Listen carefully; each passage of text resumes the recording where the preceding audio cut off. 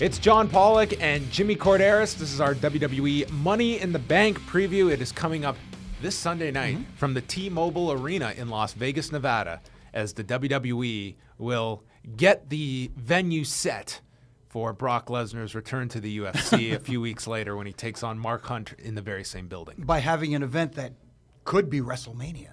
Yeah. With all these big matches. Man, could you imagine if they put a ladder in there with Mark Hunt and Brock Lesnar? Oh, Mark Hunt would just punch it out. You know, if Sunday is Money in the Bank, then July the 9th for the WWE could be the withdrawal of lots of money that they have set aside in the bank for Brock Lesnar. Well, it could be like the stock market crash of, 29 or whatever, Black October in 2010, whenever it was. I don't know. Oh, boy. Yeah.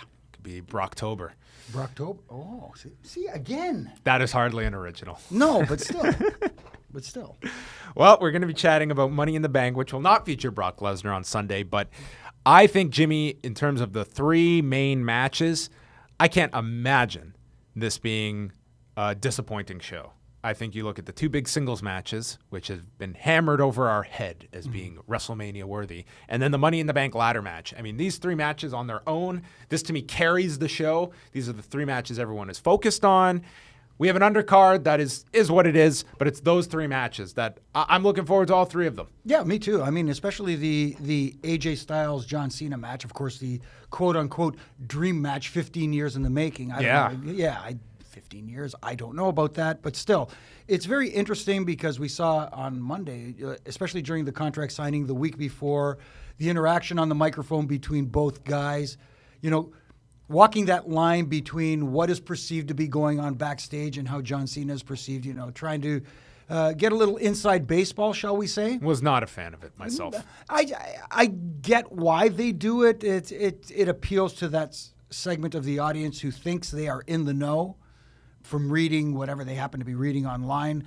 You're not a big fan of it. I get kind of like a weird kick out of it because I think I didn't care so much about the burial thing, whatever. Yeah. To me, I had more of an issue with the whole AJ's been a bust since he's gotten here. He can't cut it in the WWE.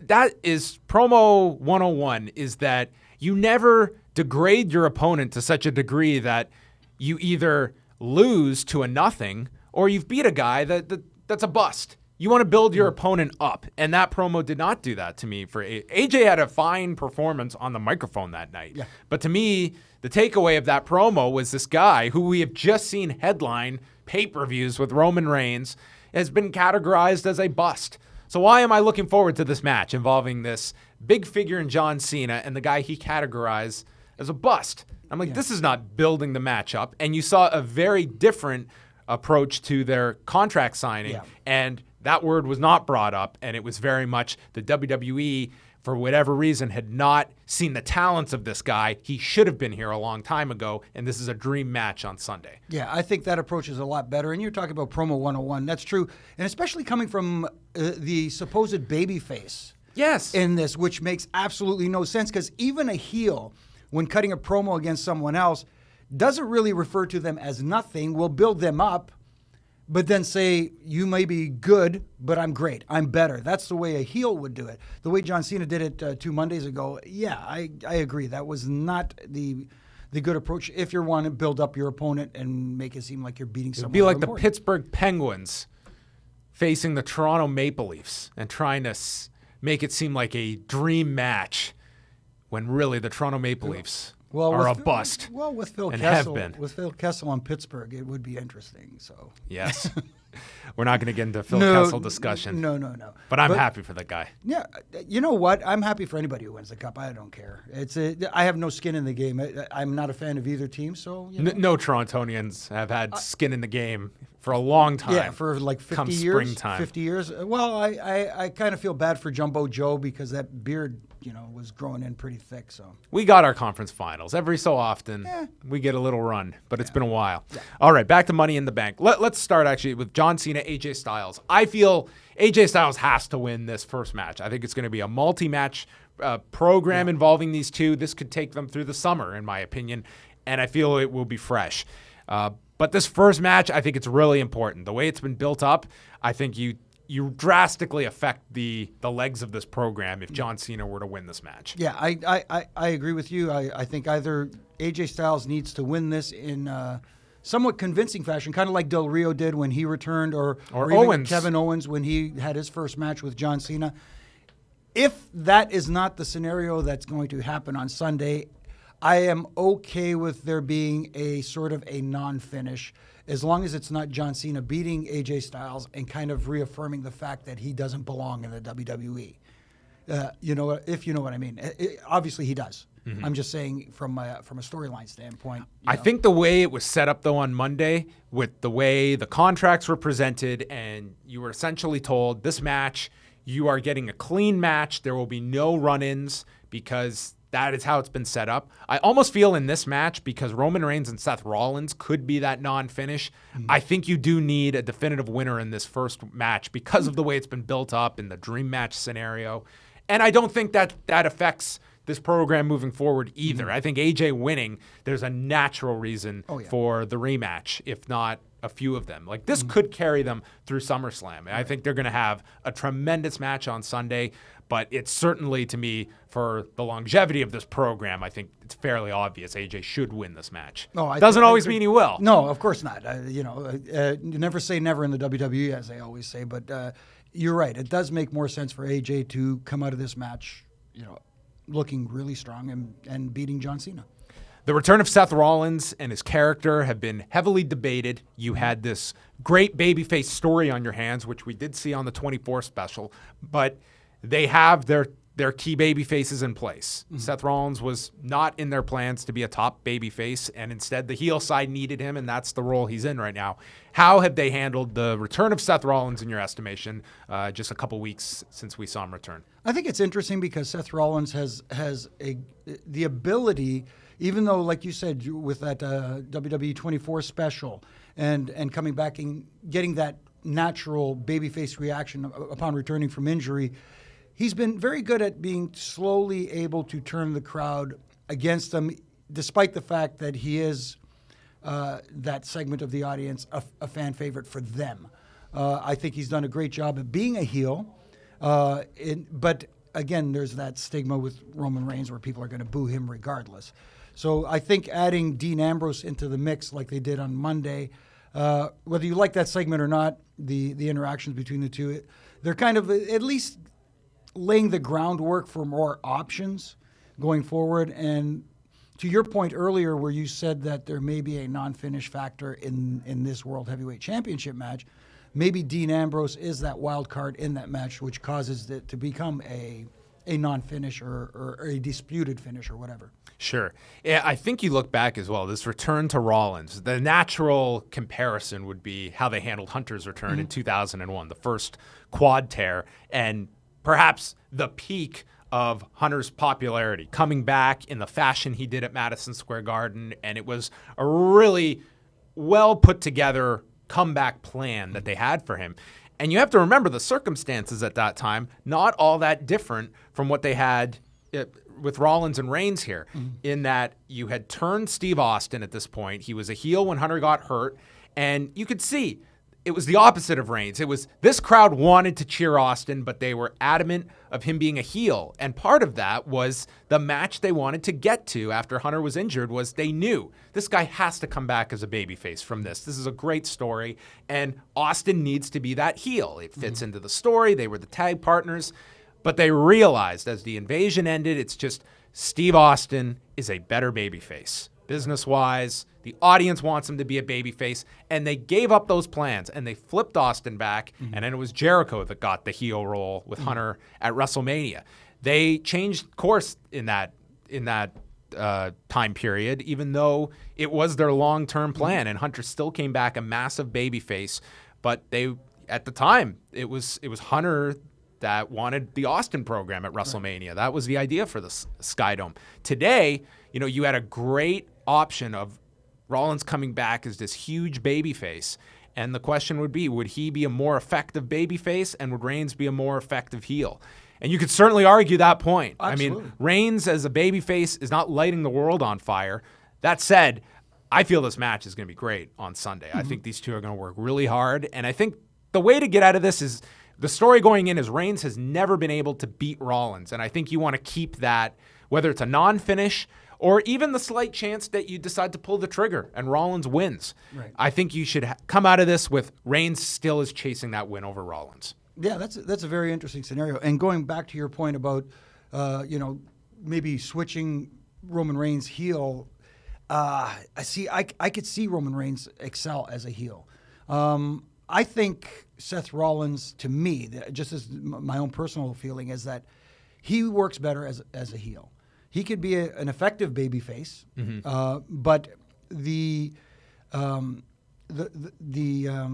proper positioning of him as a babyface hasn't been put in place yet. You're going to tell me, Jimmy, that Seth Rollins, under anesthesia, cutting a promo in his hospital bed, does not scream babyface to you? Well, I guess. That was one of the great promos of the year. Yeah, but they haven't positioned him yet for that babyface role. There's still so many pieces that need to be plugged in for him to pull the trigger for him to be a babyface. But still, when I watch him and I see his demeanor and I see his that cocky attitude, I think to me that screams heel. But you can get that same thing from Roman Reigns. This new the guy thing, I think, works well in a heel role as opposed to a babyface role, and that's just me. But, yeah. So this match in particular, I mean, where do you lean in terms of outcome here? I still think Roman Reigns emerges from this as WWE champion, like you said. There may be a non-finish here. Title change, it's a very slight chance of it happening. Yeah, and who knows? I mean, like you said, maybe Dean Ambrose has a say in this, comes in. I don't think he's going to be the Money in the Bank winner, which we'll get to in a few minutes. But I think he may have a say in this one. So let's move to the ladder match. I think Monday, the big takeaway for me on Monday was positioning Dean Ambrose as being a very live contender in this match, as someone that it's another option to win this match. I would say Owens and Ambrose are kind of the two most are focusing on, which doesn't mean either one of them is going to win this. I look back to Sheamus last year, which made no sense that night, and I think in hindsight made little sense. I think last year's Money in the Bank was really not. It's always an opportunity to help elevate a guy, create a new star, and I think last year, look where Sheamus is today, look where he was a year ago, and I don't think he's made gains. I think the idea behind last year was, okay, who can we put the Money in the Bank briefcase on? Because that was the time when the crowd turned on Roman Reigns, and he was getting that real bad negative reaction. Who could we put the Money in the Bank briefcase on that might be able to turn that crowd back in favor of Roman Reigns? Hey, let's put it on Sheamus. Nobody likes him. It still didn't work. No. Yeah. I look at this lineup, Jimmy, and I don't have any inside knowledge on this, but I look at Alberto Del Rio, and I don't know what it is, but I will not be surprised in the least if Monday morning it's Alberto Del Rio that we are discussing as the winner of this match. I really don't believe Jericho, Zayn, or Cesaro are really I don't look at them as options winning this. I think it comes down to those three, and I don't know what it is about Del Rio, but maybe it's a little bit about Sheamus, that this represents possibly a rehab for Del Rio, someone listen, they're splitting these brands, and I think also into consideration here is who needs this the most. Right. Owens is a great choice. He would be my choice, but he's also someone that I think has done tremendously well and has kept himself over just through his talking. Yep. This guy is a phenomenal character. Winning the briefcase is great for him. It's not a killer if he doesn't win it. Ambrose, his stock has really cooled. He could use this. And Del Rio, if you are invested in this guy and you believe he can still be a top guy, he needs it too. Right. So I think those are the three I look at. I would agree and with probably that. in that order. No, I would agree with that completely. And the fact, when you talk about who does the briefcase fit best with, I agree. It's Kevin Owens. He seems to be, but then again, you go back to that old argument, does the title make the person or the person make the title? There were so many superstars back in the day that didn't need a title to get over. And to your point, Kevin Owens doesn't need the briefcase to continue moving forward and progressing. I don't think he needs it that bad. Does it fit having him as the Money in the Bank briefcase holder? Absolutely. Del Rio, Again, I'm just worried that it becomes another Sheamus thing. I get the whole reboot and restart and get his career jump started again. I'm a big fan of Del Rio's work. I think he's really good. I think he's underutilized. Yeah. I don't think he's been in a great role at all beyond that first night where they didn't capitalize at all off what should have been a big win, and we discussed it. They trivialized a John Cena loss, which should never happen. If AJ wins on Sunday, they are going to probably maximize that win. And Del Rio, they really didn't capitalize on that. No. And you've seen him, and I think so many people, they look at the fact, him and Sheamus, I think most people view them as guys that have been in that top mix. They have had the top titles. And the fact is, they were moved out of that picture. So it looks like just trying to hit the reset button on something that didn't click the first time. With Del Rio, though, when he did leave the company, and you saw him in Lucha Underground, and you saw him in Ring of Honor, that guy felt like a star in those two promotions outside of the WWE. So that tells me something about the way he's been handled in the WWE. I've not given up on Del Rio. I think in this brand split, he's someone you can still focus upon, but I don't think people will leave this one with a lot of optimism if he were to win on Sunday. I think there would be a lot of negativity. Of course, it's that whole perception is reality thing. But when you talk about the Money in the Bank briefcase helping to elevate someone, it's almost like, again, it's Dean Ambrose is the guy who, if anybody needs a reset, it's him, especially after WrestleMania. That, you know, it was just a big letdown. Look where he was in that we were both at that Roadblock event in Toronto, and the reactions he got, and the way in which he lost to Hunter on the Roadblock event, and then you thought that, well, he's going to have this incredible match with Brock Lesnar, and it's really going to make him even in defeat. And he lost that match, and it was an afterthought at WrestleMania, and it really has cooled him off, and he's just become this character that has so much less steam than he did a year ago. Absolutely. So I think you could certainly make that argument. And if they're going with this Shield feud into the summer, there's that argument as well with Ambrose. Then we have the undercard. Let's start off with the tag titles. We have Enzo and Cass, the Vaudevillains, Carl Anderson and Luke Gallows taking on the champions, The New Day. I think the fact that they're pushing this whole London and Kendrick title reign that they're chasing, do you see any way that they drop the tag titles here? Of course, there is a possibility. I mean, with all the vested interest with the club, I could see, if anybody, them. But I think too soon for a team like the Vaudevillains, or too soon for a team like Enzo and Cass. So I feel the Vaudevillains are in this match to take the fall. Probably, most likely. And yeah, I could see the New Day retaining and going on. And like you said, they don't mention anything on television just offhanded. There's a reason why they mention certain things. And they've mentioned the London Kendrick title reign for, I don't know how many weeks now. It's been a few weeks now that they've mentioned it. So maybe they come back. Yeah, well, there's the natural. Who knows? Maybe they bring London and Kendrick back to try and take the titles back from and keep their streak. No, intact. they got Kendrick in the Cruiserweight tournament, sure, so they can dial up Paul London's, and perhaps we get the reunion. The test? But anyways. We'll find out. But in terms of the title reign, I mean, it's a natural story that they did with Charlotte and Nikki, that as you get closer and closer, you do the story where it's like this match, they have to win it, or they're not going to surpass the mark. But another story you can also do coming out of the draft is that you can make it clear that as tag champions, you won't be split up in the draft. You are a package deal. And there's that reason to defend your title, because if you lose those titles, you're individual entities that could be split up in the draft. Right. That's an interesting take, too. I will say this, though. I'm going to go back to Monday. And I was very much looking forward to the verbal jousting between the New Day and Enzo and Cass. And what we got on Monday, other than the references to Kofi's blowing mechanism and Steph Curry's old man shoes. And female massagers? Yeah. I felt like it was a big letdown. I was watching an old episode of Three's Company with the double entendre with the trombone. Oh, boy. It was like, no.